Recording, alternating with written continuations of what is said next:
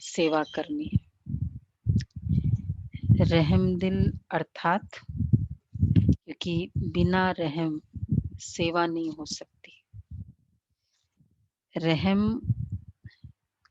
अर्थात जैसे किस बातों में रहम होता है कि कोई इतना सक्षम नहीं और हम सक्षम हैं, तो फिर इसको स्लोगन रहम करते हैं ना, कि उसको देना है तो स्वयं को देखना है, मुझे बाबा ने कितना दिया और अब मुझे उसको दूसरों को देना है। 15:4 मीठे बच्चे, बाप समान रहम दिल बन, अनेकों को रास्ता बताओ। जो बच्चे दिन रात सर्विस में लगे रहते हैं, वो कौन है? दिन रात सेवा में लगे रहते हैं, वही बहादुर है, बहादुर बच्चे। अच्छा, प्रश्न है, ऊंची तकदीर का मुख्य आधार किस बात पर है? ऊंची तकदीर का मुख्य आधार किस बात पर है? तकदीर ऊंची बनाने का क्या आधार है?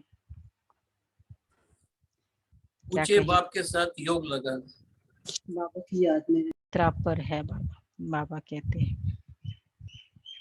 नीचे से करो। ऊंची तकदीर बनाता है। शरीर निर्वाह अर्थ कर्म करते बाप और वर्षे को याद करो, याद करते रहो तो तकदीर ऊंची बनती जाएगी। शरीर निर्वाह अर्थ कर्म करते बाप और वर्षे को याद करते रहो तो तकदीर ऊंची बनती जाएगी। गीत है, तकदीर जगा कर आई हूँ। ओम शांति। जगा कर आई हूँ और दूसरा क्या है? मैं एक नई दुनिया बसाकर लाई हूँ। तकदीर जगाकर आई हूँ, मैं एक नई दुनिया बसाकर लाई हूँ। किसे दिल का सुनाऊं फसाना, आंख मिलते ही बदला नजारा, आंख मिलते ही बदला नजारा। मेरे होठों पे गीत किसी के, मेरे होठों पे गीत किसी के, मेरे गीतों में बोल खुशी के। चुने कुछ नगमे चुरा कर लाई हूँ, नगमे चुरा कर लाई हूँ, तकदीर जगाकर आई हूँ। ये जब आत्मा घर जाती है लौट के, तो लौकिक परिवार में बोल रही है कि मैं अपनी तकदीर जगा के आ रही हूँ। मैं उस तरह समझ रहा हूँ जी इसको। क्या कहेंगे? तकदीर जगा के आई है, तकदीर जगाने आए हैं। पूछते हैं ना कई घर बार वाले, बाबा ने पूछा है। घर वाले पूछते हैं कहाँ गए थे, तो ये जवाब दे सकते हैं ना, ये तो अपने साथ कर्मों अनुसार तकदीर ले आते। कोई साहूकार पास, कोई गरीब के पास जन्म लेते। बाप भी समझते कि वारिस आया है, जैसे जैसे दान पुण्य किया है उस अनुसार जन्म मिलता है। अब तो मीठे मीठे सिखलते बच्चों को कल्प बाद फिर से बाप ने आकर समझाया है। बच्चे भी जानते हैं कि हम अपनी तकदीर ले आए हैं। बच्चा तकदीर लेकर तो आता ही है ना इस घर में, जहां भी जन्मता है, और साथ में फिर कर्म करके और जगाता भी है, बनाता भी है, जगाता भी है अपना।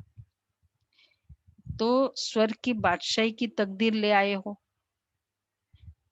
तो हम अब अपनी तकदीर ले आए हैं ना। ईश्वर की बादशाही की तकदीर तो लेकर आए ना सभी। मुरली सुन रहे, संडे का सौदा कर दिया ना बाबा ने। एक बार बाबा कहा, क्या हो गया? वर्षा मिला।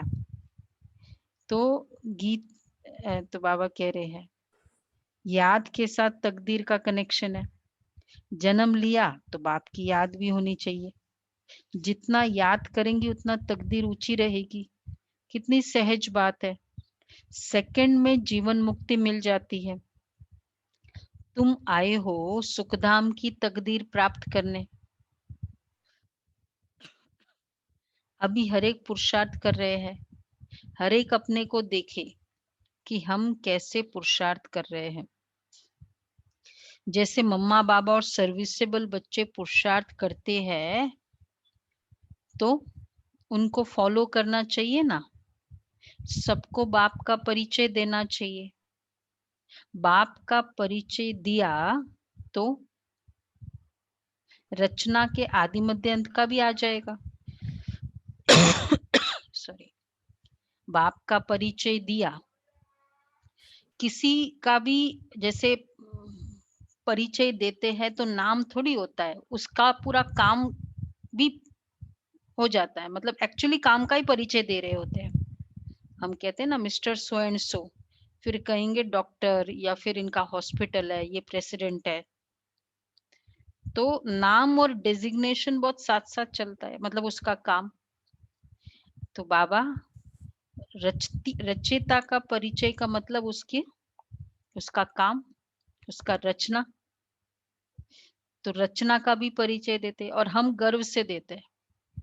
एक्चुअली दुनिया भी, ये तो हम सभी दुनिया में ही मान्यता है कि भगवान रचता है इस सृष्टि का, लेकिन ये वाली सृष्टि देख के तो उसका प्रोफाइल खराब हो जाएगा। ये वाली सृष्टि, तो उसका परिचय क्या है? सृष्टि का रचयिता है, लेकिन कौन सा? सबको क्लियर है ना? रवि भाई कौन सा है? सतयुग। हाँ, स्वर्ग, सतयुग, स्वर्ग बोलो, हेवन का क्रिएटर है। तो ये परिचय तो कितना अच्छा है। कोई बहुत अच्छी सिटी भी बनाता है ना, और फिर उसमें आएगा रहेजा बिल्डर्स, तो ये परिचय कितना अच्छा है। और एक पूरा हट दिखाई दे और बोला ये बिल्डर ने बनाया, रहेजा बिल्डर ने हट बनाया, खराब हट, उसका परिचय है वो। तो भगवान का परिचय रचता का कौन सी चीज की रचना कर रहा है, वो परिचय है। सृष्टि की नहीं, सिर्फ स्वर्ग की रचना कर रहा है।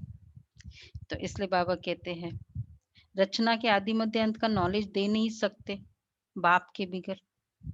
बाप का परिचय तो रचना के आदि मध्य अंत का भी आ जाएगा। ऋषि मुनि आदि कोई भी रचता और रचना के आदि मध्य अंत का नॉलेज दे नहीं सकते। अभी तुम्हारी बुद्धि में सारा चक्र स्मृति में रहता है। दुनिया में कोई भी बाप और वर्षे को नहीं जानते। तुम बच्चे अब बाप को और अपनी तकदीर को जानते हो। अब बाप को याद करना है, शरीर निर्वार्थ कर्म भी करना है, घर बार भी संभालना है। हाँ, कोई निर्बंधन है तो वह अच्छी सर्विस कर सकते हैं। बाल बच्चे कोई नहीं तो उनको सर्विस करने का अच्छा चांस है।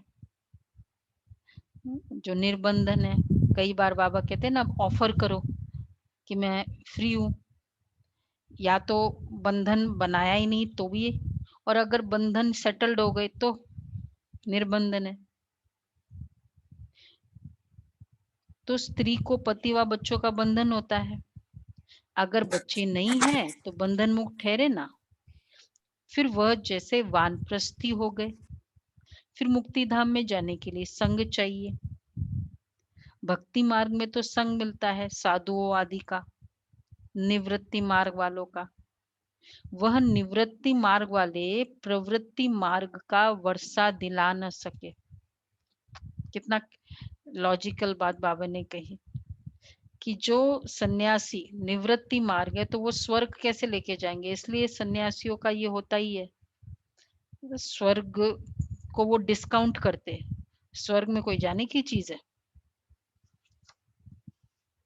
तो कई बार सन्यासी लोग हंसते हैं कि अरे क्या स्वर्ग, देखो इन लोग ब्रह्मा कुमारियां तो क्या है, स्वर्ग तक ही ले जाते, हम तो उससे भी ऊपर ले जाते।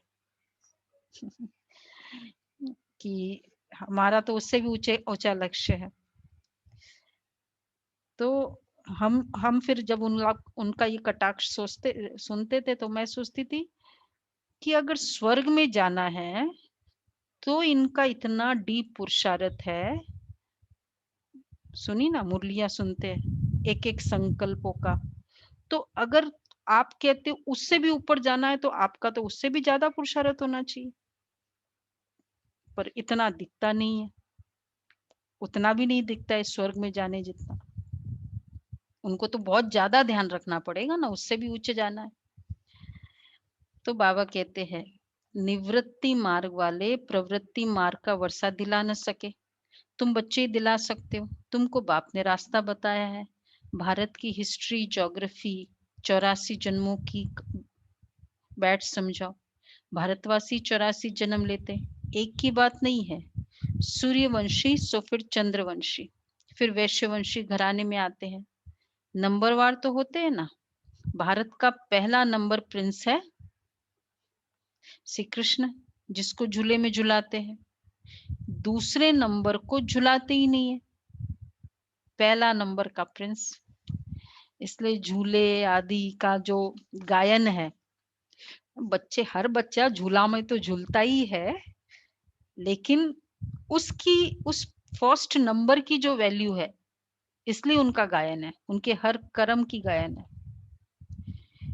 तो बाबा कहते हैं दूसरे नंबर को तो झुलाते नहीं है, क्योंकि कला कम हो गई।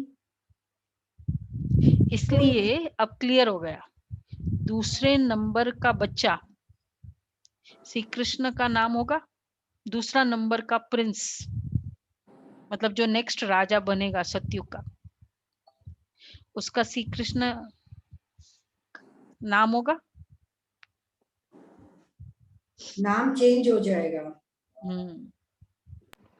तो मतलब जो बाकी जो और डायनेस्टी चलेगी, मतलब उसका नाम नहीं है। श्री कृष्ण मतलब ही फर्स्ट जन्म, फर्स्ट नंबर। तो भारत का पहला नंबर प्रिंस, दूसरे नंबर को झुलाते ही नहीं है क्योंकि कला कम हो गई। जो पहला नंबर है पूजा उसकी होती है। मनुष्य समझते ही नहीं कृष्ण एक है व 2-3 है। ब्राह्मणों में तो एकदम क्लियर है ना कि कृष्ण एक है व 2-3 है। गुलाब भाई ये तो क्लियर है, एक ही है, एक ही है, एकदम स्टार्टिंग का। हाँ। तो कृष्ण की डिनाइस्टी चलती है, ये किसको पता ही नहीं है। पूजा सिर्फ नंबर 1 की होती है। मार्क्स तो नंबर वार ही मिलते हैं, तो पुरुषार्थ करना चाहिए। क्या पुरुषार्थ करे, बोलो जी, क्या पुरुषार्थ? नंबर 1 के साथ है। हाँ, तो पुरुषार्थ करो कि क्यों ना हम पहले नंबर में आए। ठीक है, स्टार्टिंग में सभी का एम है ना, इतनी मेहनत क्यों कर रहे हैं हम रोज रोज पुरुषार्थ, एक एक मिनट का ध्यान रखना क्यों कर रहे हैं, पहले नंबर में आना है। तो बाबा कह रहे हैं अच्छी से तो पुरुषार्थ करना चाहिए, फिर उसके लिए क्या करना पड़े, पहले नंबर में आना है, क्या करना पड़े, बोलो बोलो, एक लाइन करे। हाँ, फॉलो करना। पूरा मम्मा बाबा ने जैसे किया, जैसे बोलते थे, उस दिन का वरदान था ना, बाबा कैसे 16 कला वाला वरदान था। बाबा कैसे बोलते हैं, बाबा कैसे उठते हैं, बाबा अमृत वेले के बाद क्या करते हैं, मैं वैसे करता हूँ। केवी के राजू, ये आपको पता है ना, नागार्जुना फर्टिलाइजर्स के जो चेयरमैन थे, एमडी, ज्ञान मिलने के बाद क्या उनमें चेंज आया, 90s में ज्ञान मिला था, तो ज्ञान समझने के बाद उन्होंने वो हर बात में पूछते थे बहनों को, अच्छा बाबा इस क्या करता था, बाबा 3 बजे उठता था, मैं 3 बजे उठूंगा। फिर बाबा 5 बजे के बाद क्या करता था, बाबा इसके बाद क्या करता था, कैसे करता था, सिर्फ बाबा उनके सामने।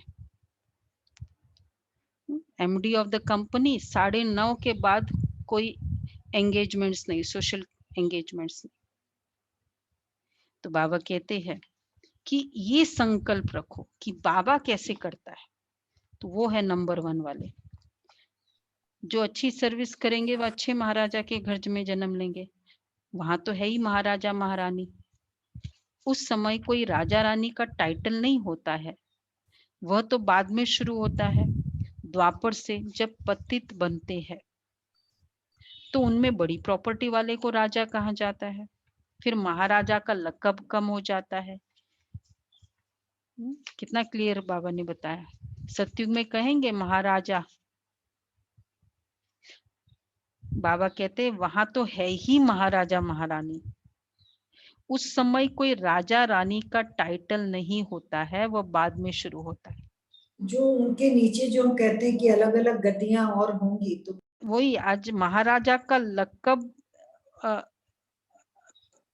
मतलब बाद में महाराजा और राजा, सिर्फ महाराजा बोलेंगे, राजा को राजा नहीं बोलेंगे एज पर द मुरली।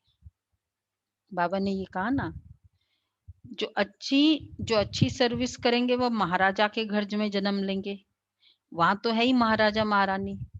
उस समय कोई राजा रानी का टाइटल नहीं होता है फिर, और बाद में शुरू होता है। द्वापर में जब पतित बनते तो उनमें बड़ी प्रॉपर्टी वाले को राजा कहा जाता है।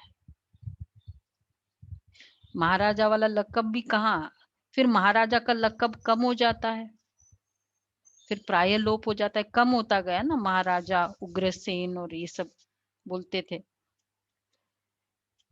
मतलब उतनी वैल्यू उस समय राजा की, महाराजा का टाइटल होगा सतयुग का, बाद में राजा रानी का नहीं होगा एज पर बाबा की आज की मुरली।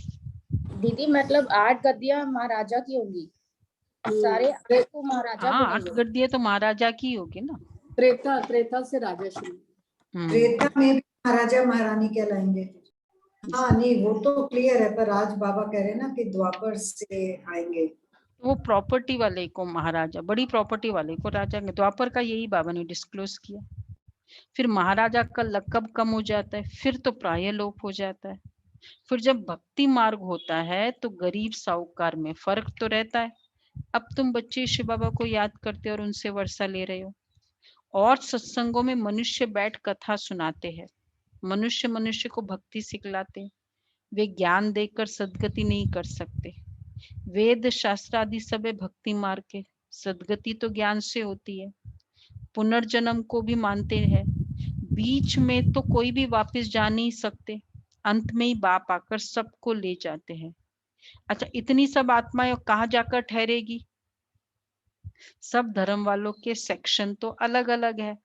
देखो ये सब क्वेश्चन था ना ड्रामा के रिलेटेड में, तो बीच में से एक तो वापस कोई जा नहीं सकता, तो द्वापर में, कलयुग में बीच में कोई नहीं जाएगा, त्रेता में बीच में से, और फिर इसलिए खाली आने की एग्जिट द्वार ओपन होगा, एंट्री बंद, एंट्री खाली लास्ट में होगा। तो यह भी समझाना है, ये किसको पता ही नहीं कि आत्माओं का भी झाड़ है। तुम बच्चों की बुद्धि में सारे झाड़ का ज्ञान रहता है, आत्माओं का झाड़ भी है, जीव आत्माओं का भी झाड़ है। बच्चे जानते हैं कि हम ये पुराना शरीर छोड़कर घर जा रहे हैं। मैं आत्मा इस शरीर से अलग हूँ, मैं आत्मा इस शरीर से अलग हूँ, ये समझना गोया,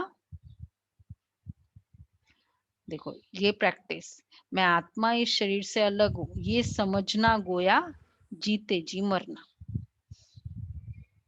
आप मुए मर गई दुनिया, मित्र संबंधी आदि सबको छोड़ दिया। देखो ये फीलिंग बार बार, ये पूरे दिन में देखो कितने बार जीते जी मरे। क्या होगा जीते जी मरना? ये शरीर अलग फील करे कई बार, अच्छा पुरुषार्थ है जो हम करते रहते हैं। चलो आत्मा अलग शरीर अलग, देखो शरीर को विशेषकर पेन के समय ये बहुत हेल्प करता है, अगर पहले से प्रैक्टिस करे तो। शरीर अलग आत्मा अलग, जहाँ पेन होता है ना, कभी उससे जैसे सपोज कहीं गर्म लग रहा है तो हम दूर उससे हो जाते हैं ना, वो चीज से, वो गर्म है, क्योंकि उस पे हाथ रखा रहेगा तो गर्माइश फील होती रहेगी, गर्म, तो क्या करते अलग हो जाते। मैं आत्मा अलग शरीर अलग, फील करें। आज का प्रैक्टिस करेंगे। मित्र संबंधी तो ये है जीते जी मरना, मित्र संबंधी आदि सबको छोड़ दिया। पहले पूरी शिक्षा लेकर मर्तबे के अधिकारी बन फिर जाना है। बाप को याद करना तो बहुत सहज है। भल कोई बीमार हो, उनको भी कहते रहना चाहिए कि शिव बाबा को याद करो तो विक्रम विनाश होंगे। जो पक्के योगी है उनके लिए जल्दी मरना भी अच्छा नहीं है। क्यों? क्योंकि वह योग में रहकर रूहानी सेवा करते। इसलिए दादी कहती है ना, मेरे को 7 जन्म मिले, इस जन्म में मुझे 7 जन्म मिले, और वो 7 जन्म सिर्फ सेवा के लिए। खड़ी हो जाती थी, पूरा गई गई गई और खड़ी हो गई बाबा। तो अब क्यों खड़ी रखा? बाबा ने सेवा के लिए। तो जो योगी है, इसलिए तो योगी की आयु ज्यादा होती है।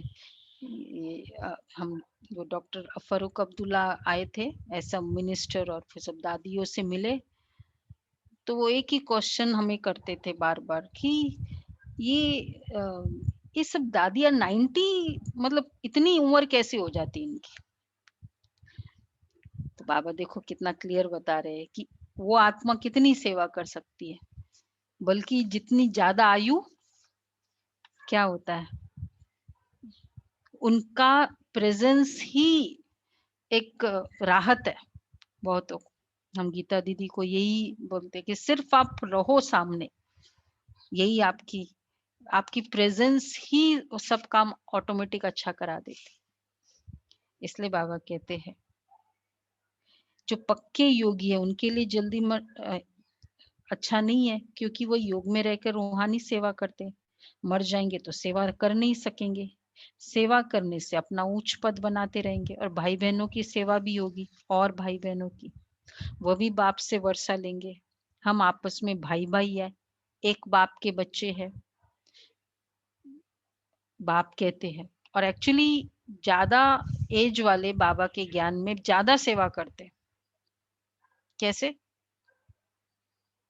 मतलब उस एज में उनकी कर्मेंद्रिया, ज्ञानेंद्रिया कितनी अलर्ट, नहीं, उनकी प्रेजेंस, शरीर की पावर भी बहुत सेवा करती है कि इस एज में भी इस एज में भी मेंटली तो वो तो ठीक है, लेकिन डॉक्टर्स भी तो ये देखते हैं ना कि इस एज में वो ये इतना एक्टिव है, इस एज में इतनी अलर्ट है, इस एज में ऐसा कर्मेंद्रिया ऐसी है। तो ज्यादा एज वाले तो ज्यादा सेवा करेंगे ना। ठीक है ना गुलाब भाई? बहुत योगियों के अनुभव भी बढ़ता है। अनुभव भी बढ़ता है, प्रेजेंस भी बहुत इंपॉर्टेंट है। तो बाबा कहते हैं, बाप कहते मुझे याद करो तो विक्रम विनाश होंगे। आगे भी ऐसा था। याद का पूरा चार्ट रखना चाहिए। ज्ञान का चार्ट नहीं रख सकेंगे, बाप तो ज्ञान देते रहते, जांच रखनी है। हमारे ऊपर जो विकर्मों का बोझा है वो कैसे उतरे, इसलिए याद का चार्ट रखा जाता है। हमने कितना घंटा याद किया, मूल वतन को भी याद करते, फिर नई दुनिया को भी याद करते। उथल पुथल होनी है, उसकी भी तैयारी हो रही है।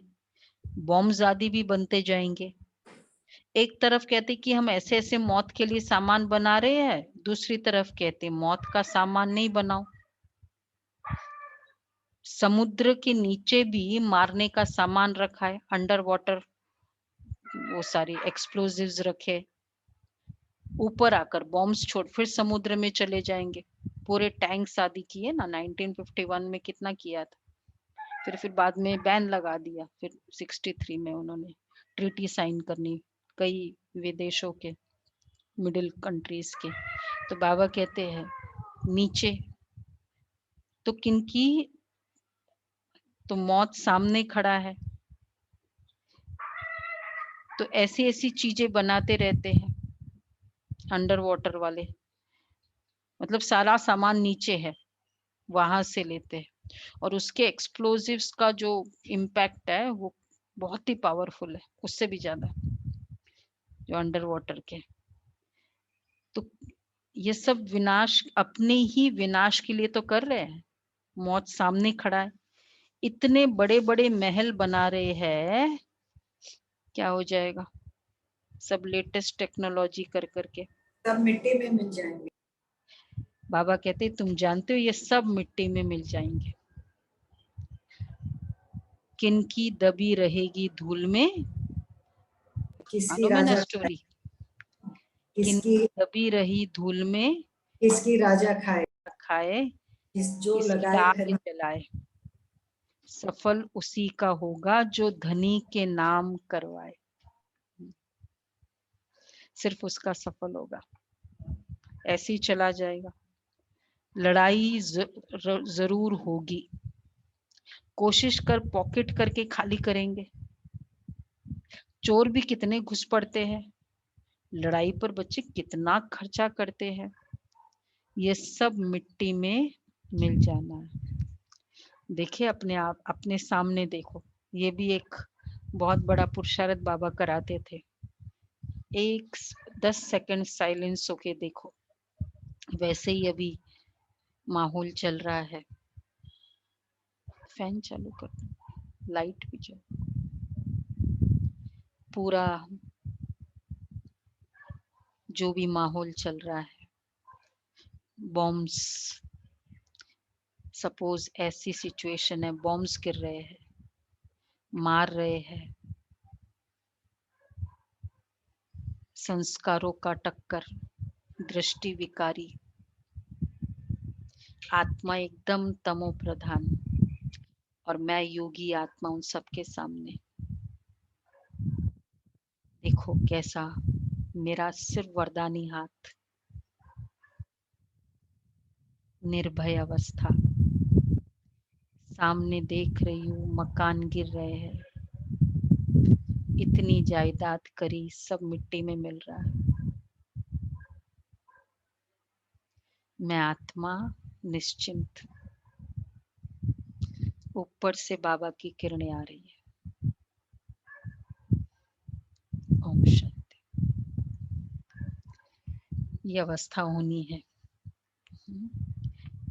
तो बाबा कह रहे हैं तुम जानते हो ये सब मिट्टी में मिल जाने हैं, मकान आदि सब गिरेंगे। बॉम्ब आदि गिरने से देखो क्या होगा, क्यों ये सब जरूरी भी है। बॉम्ब्स आदि गिरने से सृष्टि के 3 भाग खलास हो जाते हैं, बाकी 1 भाग बच जाता है, 1 सेक्शन। भारत एक हिस्से में है ना, बाकी तो सब बाद में आए। अभी भारत का ही भाग बचेगा। टापू है ना भारत, छोटा सा। सोचो सब कुछ ड्रिफ्ट हो जाएगा, वो क्या बोलते वो, कॉन्टिनेंट्स सब ड्रिफ्ट हो जाएंगे जो अभी इकट्ठे हुए पड़े हैं। मौत तो सबको होना है, तो क्यों न हम बाप से पूरा वर्षा ले लेवे। इसलिए बाप कहते हैं बच्चे लौकिक संबंधियों से भी तोड़ निभाना है। तोड़ निभाओ, निभाओ नहीं, सिर्फ निमित्त मात्र, बाकी बंधन नहीं है। तो बाबा राय देंगे, क्या राय देंगे? अगर कोई बंधन नहीं है, क्यों नहीं सर्विस पर लग जाते हो? निर्बंधन हो तो, मतलब कोई युगल का, बच्चे का नहीं है बंधन, तो स्वतंत्र है तो बहुतों का भला कर सकते हैं। कुमार कुमारी होते ना, निर्बंधन नॉर्मली, एक्चुअली जो मेन बंधन का कारण क्या होता है, जब मेरे पर कोई दूसरी आत्मा डिपेंड करती है, फिजिकली भी हो या फाइनेंशियली भी हो, तो वो है बंधन का कारण। जैसे कुमार है, उनके पेरेंट्स है, वो बंधन है उनका। बाकी गृहस्थी में तो है ही बंधन, सब डिपेंड करते हैं। तो अगर ये दोनों बंधन नहीं है तो सेवा करो, क्योंकि बंधन है और फिर समर्पित हो जाए तो वो बंधन खींचता भी है ना फिर बार बार, पूरा अगर अपना जिम्मेवारी नहीं निभाया तो। बाकी बंधन नहीं है तो बाबा राय देंगे, क्यों नहीं सर्विस पर लग जाते हो। अब देखो कौन कौन इस कैटेगरी में है। वो भी है, एक होता है कि बंधन शुरू ही नहीं किया तो निर्बंधन, दूसरा जो फ्री हो गए हैं अपनी जिम्मेवारियों से तो भी निर्बंधन है, तो ज्यादा सेवा में करो। हाँ, आगे कहते थे स्वतंत्र है तो बहुतों का भला कर सकते, अच्छा काम बाहर न जाए तो क्या करो, चलो बंधन है बाहर नहीं जा सकते हैं तो फिर क्या सेवा करें। मनसा तो वैसे ही कर सकते। परिवार वालों की तो कर सकते हैं ना, हाँ दोस्त संबंधियों की कर सकते हैं। हाँ, तो अपने मित्र संबंधियों पर रहम करना चाहिए ना। सब अपने मित्र संबंधियों पर रहम करो। क्यों रहम करे, आगे कहते थे देखो क्यों रहम करना चाहिए। रहम करना माना कर रहे हैं सभी मित्र संबंधियों पर रहम। हाँ दीपिका बहन, संबंधियों पर रहम करो, आपको इतना ऊंचा ज्ञान मिला, उन पर रहम करो ना। क्या जी। करना है। हाँ बाबा देखो क्या कहते हैं, आगे कहते थे ना कि बाबा रहम करो, अब तो तुमको रास्ता मिला है तो औरों पर भी रहम करना चाहिए, जैसे बाप रहम करता है। जैसे कोई ना जैसे एग्जामिनेशन में फेल होता रहता है, पढ़ता नहीं है, तो क्या कहेंगे, दया आती है ना कि बेचारा देखो पढ़ता ही नहीं है, तो आत्माएं ज्ञान ले ही नहीं रही है तो रहम करना चाहिए। बाप कहते मुझे याद करो तो विक्रम विनाश होंगे। सन्यासी लोग तो हट्टीवादी की कितनी मेहनत करते, यहाँ तो ये कुछ नहीं है, सिर्फ याद करो तो पाप भस्म हो जाएंगे, इसमें कोई तकलीफ नहीं है, सिर्फ याद की यात्रा की बात है। उठो बैठो, कर्मेंद्रियों से भल कर्म भी करो, सिर्फ बुद्धि का योग बाप से लगाओ, कर्म करते जाओ। दादी जानकी का फेमस है ना स्लोगन कि मेरा 90% ध्यान मेरे ऊपर है, 10% मैं बाहर रखती हूँ, अंतर्मुखी। कल जो बाबा ने कहा हर कर्म करते मुझे क्या करना है, मुझे क्या संकल्प करना है इस समय, ये हो गया 90% ध्यान अपना। तो बाबा कहते हैं यहाँ उठो बैठो कर्मेंद्र से भल कर्म करो, सच्चा सच्चा आशिक बनना है उस माशूक का। खुद कहते हैं हे आशिकों, हे बच्चों, भक्ति मार्ग में तो बहुतों को याद किया, लेकिन अब मुझ माशूक को याद करो तो तुम्हारे पाप भस्म होंगे, मैं गारंटी करता हूँ। कितनी बार बाबा गारंटी करते हैं, कोई अच्छा दुकानदार भी कहे ना कि ये देखो ये मेरी गारंटी है, तो हम कहते हैं हाँ कौन बोल रहा है, मतलब उस दुकानदार पर फेथ होता है कि भाई ये तो बहुत अच्छा ये बोल रहा है ना, भगवान बोल रहा है गारंटी, फेथ है। संडे की मुरली में क्या बताया, क्या गारंटी की बाबा ने, गारंटी गारंटी का पीरियड भी 21 जन्म, 21 जन्म के लिए भरपूर माला माल। सौदा कर ली। स्टार्टिंग यहाँ से 21 जन्म की गारंटी। तो बाबा कहते हैं और बार बार मुरली में गारंटी, इवन यहाँ 21 जन्म मतलब स्टार्ट यहाँ से होगा ना। तो बाबा कहते हैं, खुद कहते हैं कि उठते बैठते कर्मेंद्रों से भल कर्म करो, सिर्फ बुद्धि का योग बाप से लगाओ। कोई कोई बातों में मुझ माशुक को याद करो तो तुम्हारे पाप भस्म होंगे। और दोनों बातें हैं, जितना याद करेंगे पाप भस्म, मतलब ऑटोमेटिक आत्मा क्या है तो रस्ट निकलती जाती है ना, पाप भस्म होना मतलब क्या, रस्ट निकलती जाती है, और रस्ट निकलती जाती है, बाबा मैग्नेट है, बाबा पुल करता है, इसलिए जितना हल्का होते हैं याद के लिए खींच होती है, आपका दिल करेगा कि नहीं बैठ जाओ बस याद करो। जिस समय ये फीलिंग आ रही है ना तो समझो कि आत्मा हल्की हो रही है, बाबा खींच रहा है, आ गई है ना स्टेज, आ रही है, आ रही होगी सबकी। कैसे? बोलो भाई, गुलाब भाई, दमयंती बहन रहा था।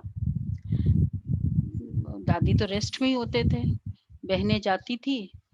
बोला दादी क्यों हंस रहे? बोला देखो बाबा सामने बोल रहा है मुझे कुछ। सारा समय दादियों की ये अवस्था थी। तो बाबा कहते हैं तो लेकिन अब मुझ माशूक को याद करो तो तुम्हारे पाप भस्म होंगे। भगवान द्वारा गीता सुनने से तुम जीवन मुक्ति पाते हो। मनुष्य द्वारा गीता सुनने से जीवन बंद में आ गए हो, सीढ़ी उतरते आ गए हो। हर एक बात में विचार सागर मंथन करना है, अपनी बुद्धि चलानी है। विचार सागर मंथन करना है, यहाँ अपनी बुद्धि चलानी है। यह बुद्धि की यात्रा है ना, जिससे विक्रम विनाश होंगे। वेद शास्त्र यज्ञ तप आदि करने से पाप नाश नहीं होंगे, नीचे ही गिरते आए हैं। अभी तुमको ऊपर जाना है। सिर्फ सीढ़ी से कोई समझ नहीं सकेंगे जब तक उस पर कोई समझाए नहीं। बाबा के चित्र भी तो ऐसे है ना, है इंटरेस्टिंग, कलरफुल है, पर जब तक कोई समझाए नहीं। जैसे छोटे बच्चे को चित्र दिखाकर सिखाना पड़ता है ना, शुरू करते हैं ना इसमें, तो फिर चित्रों से ही तो समझाते हैं। एलिफेंट वो क्या रखते हैं, एनिमल सारा लेकर आके रखते हैं। ये देखो ये क्या है, ये एलिफेंट है, ये क्या है, ये मंकी है। तो हम लोग भी चित्रों द्वारा समझाते हैं। क्यों? कि हर आत्मा बेचारी अभी जूनियर केजी में जो ज्ञान सुन रही है। तो जैसे छोटे बच्चे को चित्र दिखाकर सिखाना पड़ता है, ये हाथी है, तो जब हाथी देखेंगे तो चित्र भी याद आएगा। फिर उसको वो प्रैक्टिकल देखते हैं तो वो चित्र याद आ जाता है। जैसे तुम्हारी बुद्धि में आ गया है, जो चित्र में हमेशा छोटी चीज दिखाई जाती है, तुम जानते हो। अब हमारा चित्र सबने देखा है, याद है ना सब चित्र, सबको सारे चित्र क्लियर है। तो बाबा कहते हैं जब तुम जानते हो वैकुंठ तो बड़ा होगा ना, इतना सा दिखा दिया स्वर्ग, बड़ी राजधानी होगी, वहां हीरे जवाहरातों के महल होते हैं, वह फिर प्राय लोप हो जाते हैं, सब चीजें गायब हो जाती है। नहीं तो ये भारत गरीब कैसे बना? साहूकार से गरीब, गरीब से साहूकार बनना है, ये ड्रामा बना बनाया है। इसलिए सीढ़ी पर समझाया जाता है। नए नए आते हैं तो उनको समझाने से प्रैक्टिस होगी। नयो नयो को समझाओ, मुख खुल जाएगा। एग्जीबिशन होता है, सर्विस लायक बच्चों को बनाया जाता है। वैसे सेवा करने से फिर मुख भी खुलता रहता है, समझाने से और भी पॉइंट्स आती रहती। कई सेंटर्स पर तो बहुत बच्चे अशांति फैलाते रहते हैं। बुद्धि योग बाहर भटकता है तो नुकसान कर देते हैं, वायुमंडल खराब कर देते हैं, नंबरवार तो है ना। फिर बाप कहेगा तुमने पढ़ा नहीं, तो ये हाल अपना देखो।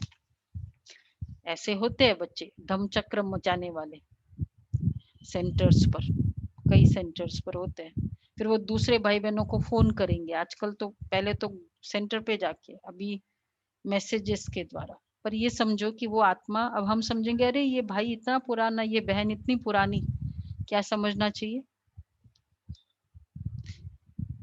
अब इसमें माया की प्रवेशता बहुत स्ट्रांग है, तो बेचारे धम्मचक्र मचा रही है वो। तो ये नहीं कि अरे ऐसा पुराने होने के बाद ऐसा होता है, वो नहीं, माया की प्रवेशता है। ऐसे होते हैं, वायुमंडल खराब कर देते हैं। तो क्या है एक्चुअली, और वो ही होता है जनरली, हमने देखा है वो आत्मा ही होती है, ये वाली जो धम्मचक्र मचाने वाले, जिनों का मुरली का स्टडी का रिकॉर्ड ठीक नहीं है। मुरली के समय सेवा करेंगे, मुरली के समय नींद करेंगे, मतलब मुरली पर अटेंशन नहीं, वो आत्मा ही ये धीरे धीरे उनमें ये ऐसी माया आ जाती है। इसलिए स्टडी टाइम बहुत वैल्यूबल है। फिर बाप कहेगा तुमने पढ़ा नहीं, तो ये हाल तो स्कूलों में भी तो यही होता है, ऐसे ही होते हैं ना। बाबा कहते ये हाल देखो, दिन प्रतिदिन जास्ती साक्षात्कार होते रहेंगे, पाप करने वालों की को सजाएं भी मिलती रहेगी। फिर कहेंगे नाहक हमने पाप किया। बाप को सुनाकर प्रायश्चित करने से कुछ कम हो सकता है? नहीं तो वृद्धि होती रहेगी। ऐसा होता रहता है। खुद भी महसूस करेंगे बाद में जब रियलाइजेशन आएगी कि नाहक हमने पाप किया, नहीं तो वृद्धि होती रहती है। ऐसा होता रहता है। खुद भी महसूस करेंगे, परंतु फिर कहते क्या करें, हमारी ये आदत मिटती नहीं है। इससे तो घर जाकर रहे। कोई समर्पित भी ऐसे करते हैं, कोई तो अच्छी सर्विस करते हैं, कोई डिससर्विस भी करते हैं। हमारी सेना में कौन कौन बहादुर है, ये बाप बैठ नाम बताते हैं। बहादुर, शुरू में बहादुर बात बताई बाबा ने। बहादुर किसके लिए बताया?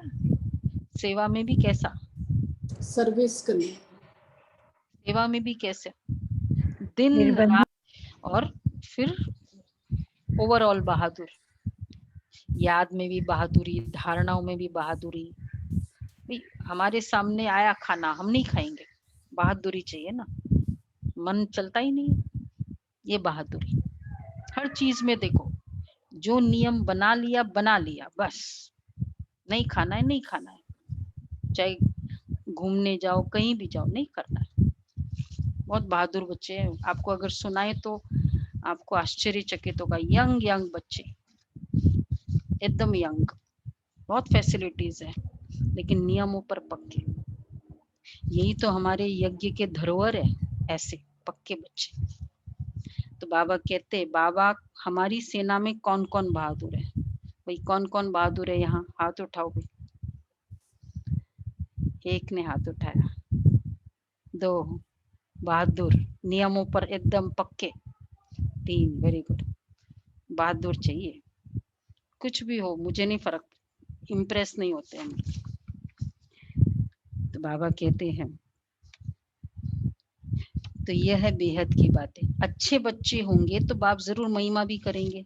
बच्चों को बहुत रहम दिल, कल्याणकारी बनना है, अंधों की लाठी बनना है, सबको रास्ता बताना है कि बाप को याद करो तो विकर्म विनाश होंगे। बाप को याद करो तो विकर्म विनाश। पहले बाबा ने कहा, इसके पहले ये स्टेटमेंट में, कि बाबा गारंटी करता है, बाप को याद करेंगे तो विकर्म विनाश होंगे। पापात्मा और पुण्यात्मा कहते हैं ना, ऐसी थोड़ी कि अंदर परमात्मा है, वह आत्मा कोई परमात्मा बन जाती है, ये सब रॉन्ग है। परमात्मा पर थोड़ी पाप लगता है, उसका तो ड्रामा में पार्ट है सर्विस करने का। मनुष्य ही पापात्मा पुण्यात्मा बनते हैं। जो सत्व प्रधान थे वही तमो प्रधान बने हैं। उनके तन में बाप बैठ सत्व प्रधान बनाते हैं, तो उनकी मत पर चलना पड़े ना। अभी बाप ने तुम बच्चों को विशाल बुद्धि बनाया है। अभी तुम जानते हो कि राजधानी कैसे स्थापन हो रही है। बाप ही ब्रह्मा तन में आकर ब्रह्मा मुख वंशावली बच्चों को राजयोग सिखाए देवी देवता बनाते, फिर पुनर्जन्म ले सीढ़ी उतरते हैं। अब फिर सब रिपीट करना है। बाप फिर ब्रह्मा द्वारा स्थापना करा रहे हैं। योग बल से तुम 5 विकारों पर जीत पाकर जगत जीत बनते हो। हाँ, बाकी लड़ाई आदि की कोई बात नहीं है। लड़ाई से एकदम, अगर अच्छे माइंड, रियल लॉजिकल माइंड से भी सोचो, लड़ाई से अगर मुझे कोई खाना भी मिल जाए तो अच्छा लगेगा हमें, चाहे मेरा हक है और मुझे वो मिल जाए, मेरी छीनी हुई, उसने मेरा थाली छीना था, फिर वो कोई आके छीन के मुझे वापस दे दे, वो लड़ाई करके फिजिकली, क्या दिल करेगा? चाहे हमारा हक भी है। तो लड़ाई से कैसे भगवान लड़ाई सिखाएगा कौरवों और पांडवों के बीच में, और फिर वो राजा ही दे? मतलब कितना फिजिकल ले लिया, क्योंकि इतना स्पिरिचुअल लेवल की समझ ही नहीं थी। तो इसलिए बाबा कहते हैं लड़ाई पर, बाकी लड़ाई आदि की कोई बात है नहीं। अच्छा, मीठे मीठे सीखे लेते बच्चों प्रति माता पिता बाप दादा का याद, बच्चों की रूहानी बातें को नमस्ते, याद प्यार और गुड मॉर्निंग। शुक्रिया बाबा। हम रूहानी बच्चों की रूहानी बाप रूहानी बाप दादा दादा को को याद नमस्ते, प्यार याद गुड प्यार, गुड मॉर्निंग मॉर्निंग। और थैंक यू बाबा। नमस्ते। Thank you, thank you Baba, thank you, thank you, सत धन्यवाद सत बाबा। धन्यवाद। धारणा के लिए सार है, बंधन मुक्त बन बाप की सर्विस में लग जाना है, तभी ऊंची तकदीर बनेगी। बंधन मुक्त बन बाप की सर्विस में लग जाना है, तभी ऊंची तकदीर बनेगी। रहम दिल बन अनेकों को रास्ता बताना है, अंधों की लाठी बनना है, अंधों की लाठी बनना है। दूसरा है, इस शरीर से ममत्व निकाल, जीते जी मरना है, क्योंकि अब वापस घर जाना है। शरीर से ममत्व निकाल, जीते जी मरना है, क्योंकि अब वापस घर जाना है। बीमारी में भी एक बाप की याद रहे तो विकर्म विनाश हो जाएंगे।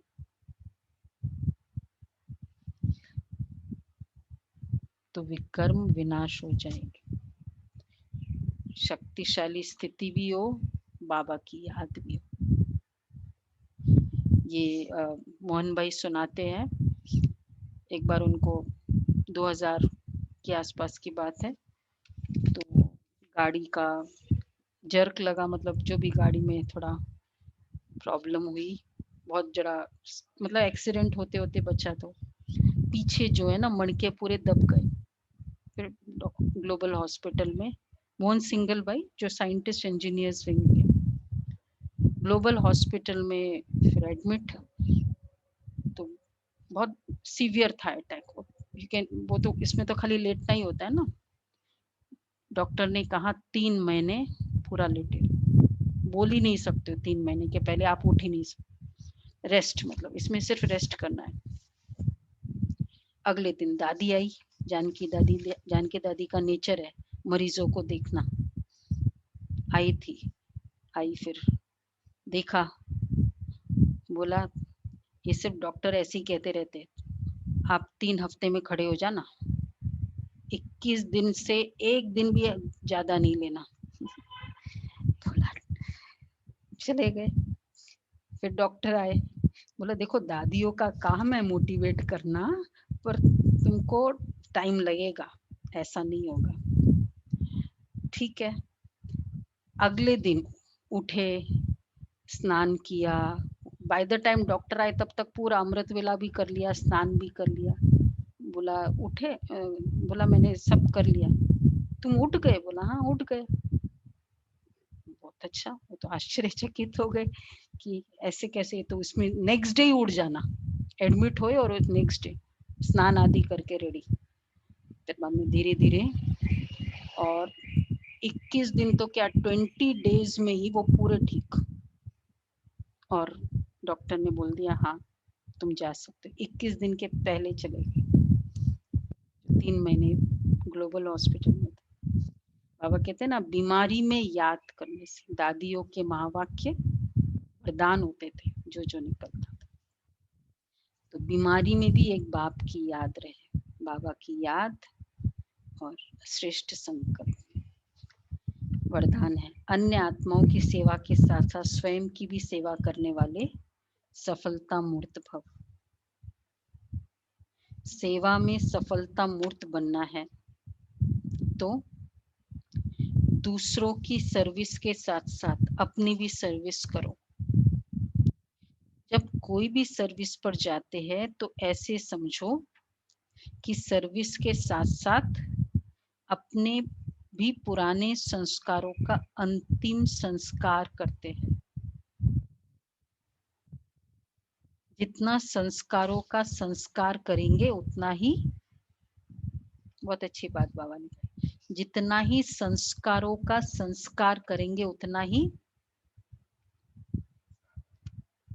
संस्कार कार परिवर्तन होगा, संसार छूट जाएगा।